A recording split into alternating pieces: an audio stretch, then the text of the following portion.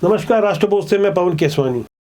एक शेर है जिसकी पंक्तियां हैं, इस घर को आग लगी अपने ही घर के चिराग से। छत्तीसगढ़ कांग्रेस में इन दिनों कुल मिलाकर ऐसा ही हो रहा है, जहां कांग्रेस के वरिष्ठ नेता अपनी ही पुरानी सरकार के पोल खोल रहे हैं। घोटालों घपलों की जानकारी के अलावा नक्सलियों से सांठगांठ के खुले तौर पर आरोप लगा रहे हैं। बाकायदा पत्र लिखकर जिम्मेदारी के साथ जो कुछ बातें सामने आ रही है उसे हमें गहराई से समझना होगा। किस तरह से झीरम कांड के मामले में पुराने मुख्यमंत्री भूपेश बघेल ये कहते फिरते रहे कि हमारे जेब में सबूत है, हमारी सरकार आएगी तो हम फौरन उस पर एक्शन लेंगे।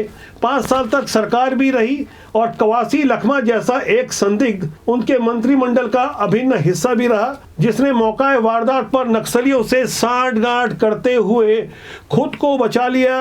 अचानक जंगल के अंदर मिली मोटरसाइकिल से वे सुरक्षित अस्पताल आकर बिना किसी चोट के भर्ती भी हो गए। उस बारे में हम आगे बात करेंगे, लेकिन मौजूदा समय में जिस तरह से छत्तीसगढ़ के कांकेर में हुए नक्सलियों के नरसंहार को कांग्रेस शहीदों की शहादत बता रही है, नक्सलियों को शहीद बता रही है, ये वक्तव्य कोई और नहीं बल्कि कांग्रेस की राष्ट्रीय प्रवक्ता सुप्रिया श्रीनेत कह रही हैं। कांग्रेस के प्रदेश अध्यक्ष सुरक्षा बलों की नीयत पर शक कर रहे हैं। जो नक्सली मारे गए हैं, जिसे नक्सली भी मान रहे हैं कि वे उनके ही साथी थे, बाकायदा लाशें भी बरामद हो गई। वर्दीधारी नक्सलियों के अलावा ढेर सारा असलहा बरामद हो गया है। बावजूद इसके जानबूझकर जिस तरह से कांग्रेस के नेता साफ तौर पर नक्सलियों का जिस तरह से साथ दे रहे हैं, आतंकियों का साथ दे रहे हैं, देश विरोधी ताकतों के साथ खड़े हैं, उसके बाद अब कहने लायक कुछ बचा नहीं है कि कांग्रेस की नीयत आखिर क्या है। पहले सुप्रिया श्रीनेत की उन बातों को सुने, उसके बाद कांग्रेस के जिम्मेदार प्रदेश अध्यक्ष दीपक बैज के वक्तव्यों को सुने।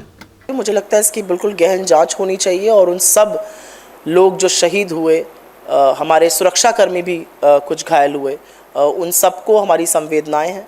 अगर पूर्व मुख्यमंत्री भूपेश बघेल जी अगर प्रश्न चिन्ह लगा रहे हैं तो कहीं न कहीं घटना पे संदेह है, इनकार नहीं कर सकते। जिम्मेदार व्यक्ति हैं, उनको क्षेत्र पूरे प्रदेश की स्थिति मालूम है, सूचना तंत्र उनके पास है। अगर ऐसा है तो सरकार को इस पे जांच करना चाहिए। न्यूटन की गति के तीसरे नियम के अनुसार क्रिया की प्रतिक्रिया होनी थी। भारतीय जनता पार्टी की ओर से वित्त मंत्री ओपी चौधरी सामने आए। इसके अलावा राष्ट्रीय प्रवक्ता शाहजाद पूनावाला ने भी इस पर कुछ गहरी बातें कही है। भूपेश बघेल जी इसे फर्जी इनकाउंटर कह देते हैं, दीपक बैज जी जांच की मांग करने लगते हैं, कांग्रेस की राष्ट्रीय प्रवक्ता सुप्रिया श्रीनेत जी नक्सलियों को शहीद बताते हैं। ये वही लोग हैं जो देश की सेना के पराक्रम पर भी सवाल उठा चुके हैं। कांग्रेस पार्टी आतंकियों को, नक्सलियों को, उग्रवादियों को शहीद कहती है और सेना और सुरक्षा बलों के कार्रवाई पर प्रश्नचिन्ह खड़े करके उनके मनोबल पर कुटाराघात और चोट करती है। विकास विरोधी नक्सली इन दिनों लूट खसोट में लगे हैं। नक्सलियों का काल बन के उभरे हमारे जांबाज अपनी जान हथेली में रखकर जिस तरह से नक्सलियों को सफाया कर रहे हैं, उनके विरुद्ध बयानों की शुरुआत पूर्व मुख्यमंत्री भूपेश बघेल ने की थी। उन्होंने बिना देर किए साफ तौर पर इस मुठभेड़ को ही फर्जी बता दिया था। उस बारे में हमने पहले भी वीडियो दिखाया। आज मैं उनके वक्तव्यों की चर्चा नहीं करूंगा। भारतीय जनता पार्टी ने भूपेश बघेल की इस नीयत पर एक पोस्टर जारी किया है, जिसे आप अपनी स्क्रीन में देख सकते हैं, जिसमें नजर आ रहा है एक जवान कुछ कह रहा है, कुछ और बातें भी लिखी है। कांग्रेस के भूपेश बघेल की तस्वीर भी नजर आ रही होगी। इसमें लिखे अनुसार जवान कह रहा है, हम अपनी जान पर खेलकर देश प्रदेश की रक्षा करते हैं और ये कांग्रेस वाले हमें बदनाम करते हैं। जब ये पोस्टर जारी हुआ और भारतीय जनता पार्टी की ओर से आक्रामक प्रहार हुए, गृह मंत्री विजय शर्मा खुद सामने आकर सबूत दे रहे थे, तब लगा कि कांग्रेस बैकफुट पर आ जाएगी, लेकिन ऐसा हुआ नहीं। कांग्रेस ने भूपेश बघेल का साथ दिया। राष्ट्रीय प्रवक्ता सुप्रिया श्रीनेत ने साफ तौर पर नक्सलियों को शहीद बता दिया। ऐसी शर्मनाक वारदात को अंजाम देने के बाद कांग्रेस की ओर से अभी भी अपने बयान को मजबूती प्रदान की जा रही है। सोशल मीडिया में सफाई देते हुए बताया जा रहा है कि सुप्रिया सुन्नेत के बयान को काट छाट कर प्रस्तुत किया गया। यह मैं स्पष्ट कर दूं, बयान वही है जो आप सुन रहे हैं। जनता समझदार हो चुकी है। करीब 5 सेकंड का यह बयान काट छाट का शिकार हो ही नहीं सकता। साफ तौर पर यहाँ नियत स्पष्ट हो रही है। दरअसल देश भर में जिस तरह से बड़ी संख्या में कांग्रेस के नेता कार्यकर्ता कांग्रेस छोड़कर भाजपा में शामिल हो रहे हैं, ऐसे हालात को समझने से पहले 4 महीना पहले छत्तीसगढ़ कांग्रेस के महासचिव चंद्रशेखर शुक्ला की एक चिट्ठी को देखना होगा। चुनाव हारने के करीब 13 दिन बाद पार्टी आलाकमान को लिखी गई इस चिट्ठी में चंद्रशेखर शुक्ला ने अपनी ही पार्टी की पोल खोल दी थी। तब समाचार की सुर्खियां बनी थी कि कांग्रेस में दलालों और वामपंथियों का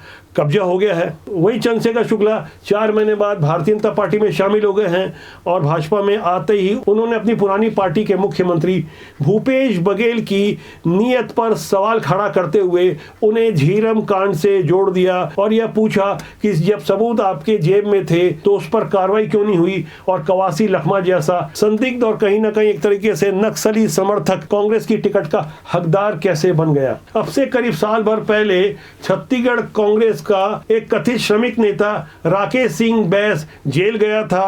साफ तौर पर आरोप लगे थे, सबूत थे और कुछ गवाहियां थी जो चीख कर कह रही थी कि गरीबों को नौकरी दिलाने के नाम पर 35 लाख रुपए इसने वसूले हैं। वही राकेश बैस 11 महीने बाद जेल से छूट के आया है और मीडिया के सामने कुछ चौंकाने वाले खुलासे कर रहा है। दैनिक भास्कर और अन्य मीडिया को दिए गए व्यक्तियों के एक शब्द पर आपको गौर करना चाहिए।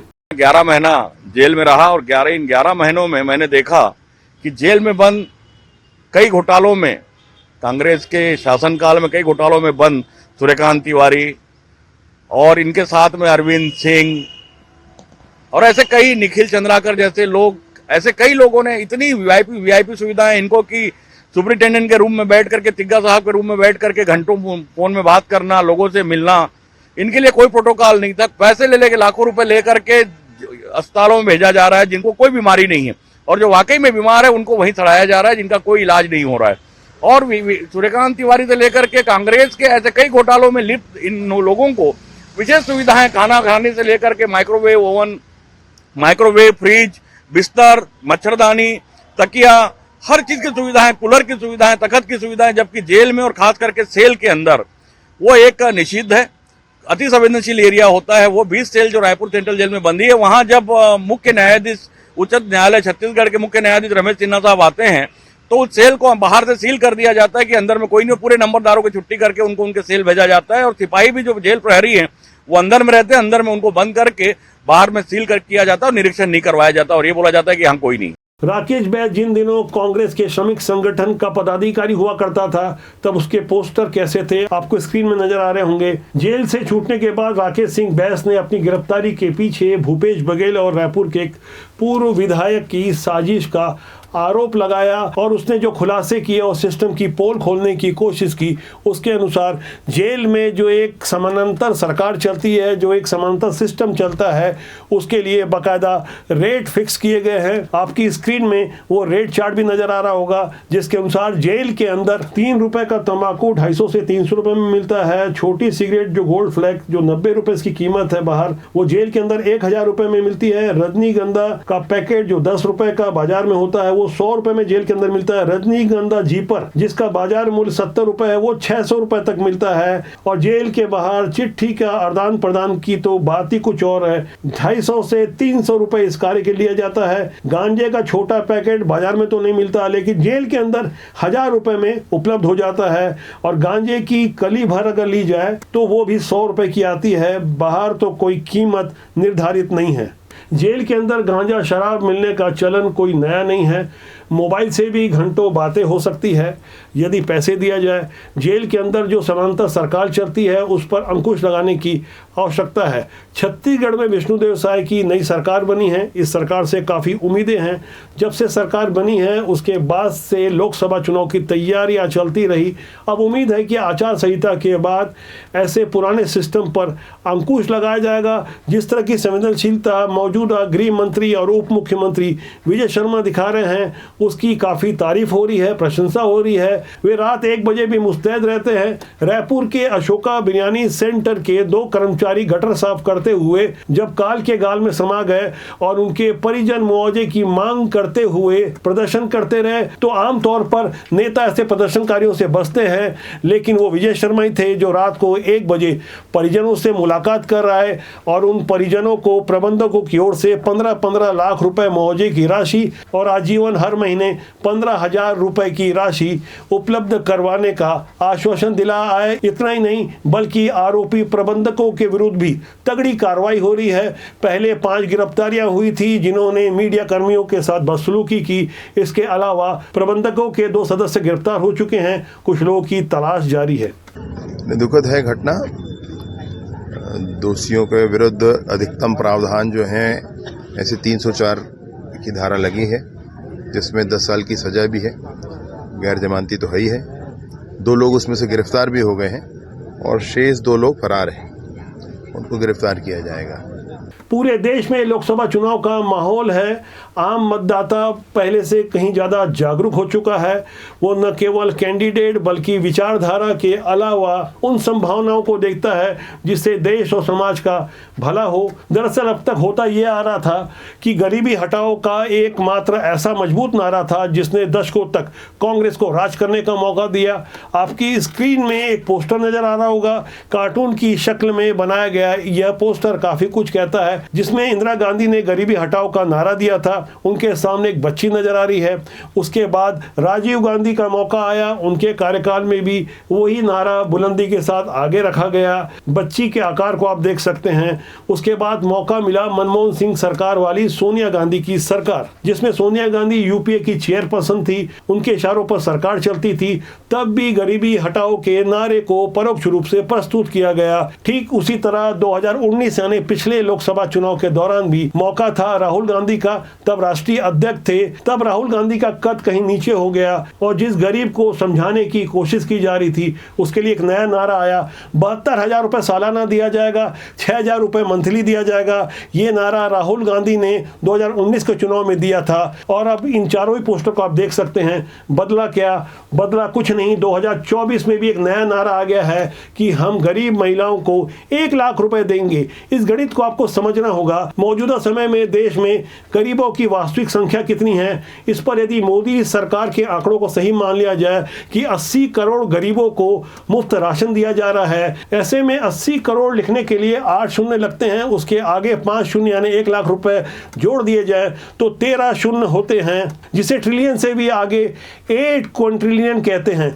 ऐसे हालात में आप समझ सकते हैं हमारे देश का सपना है कि हम 5 ट्रिलियन की इकोनॉमी बने, जो कि फिलहाल सपना है, आगामी 3 सालों की योजना है। लेकिन उस 5 ट्रिलियन से भी कहीं आगे जो देश का बजट नहीं है, उससे कई गुना ज़्यादा राहुल गांधी और पूरी कांग्रेस सरकार कहां से लाके देगी। खटाखट गरीबी खत्म करने की बात कहने वाले राहुल गांधी हालांकि अपनी बात से पलट चुके हैं, लेकिन कांग्रेस के नेता और कांग्रेस की विचारधारा यदि इसी तरह से आम जनता के सामने झूठ की बैसाखी पर खड़ी होने की कोशिश करती रही तो ये समझ लेना चाहिए कि ये पहले वाला भारत नहीं है, युवा भारत है, जहां की 70% आबादी 35 साल से नीचे है। अब भारत प्रश्न भी पूछता है और ऐसे झूठ बोलने वालों को सबक भी सिखाता है। इसलिए हमारा आग्रह है कि आप अपने प्रत्याशी को पहचानें, विचारधारा को समझें और आने वाले कल के भारत की तरक्की के लिए अपनी वोटों की कीमत को पहचानें। ईमानदारी से वोट जरूर करें। हमारा मानना है राजनीति बुरी नहीं होती, उसमें काम करने लोग अच्छे या बुरे होते हैं। तो आज के लिए इतना ही। मेरा आपसे आग्रह है कि चैनल को देखें, लाइक करें, शेयर करें, सब्सक्राइब करना न भूलें, जिससे आपका और हमारा साथ ज़्यादा मजबूती से लंबे समय तक बना रहे। नमस्कार।